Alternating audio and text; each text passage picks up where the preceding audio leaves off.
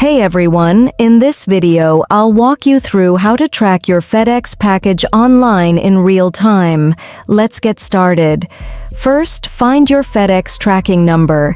You can usually see it in your confirmation email or on the receipt you got when shipping your item. Once you've got the number, open your browser and visit FedEx.com, or simply open the FedEx app on your phone. If you're not signed in yet, go ahead and log into your account so you can access all tracking options. On the homepage or inside the app, look for the tracking section.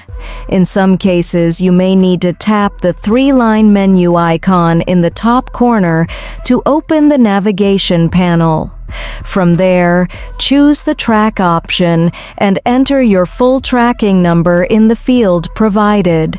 After typing it in, press track to check your package status and shipping progress. You'll be able to view details like its current location, the latest scan, and the expected delivery date. To get instant updates and even live tracking, turn on notifications or use the FedEx Delivery Manager feature for more control.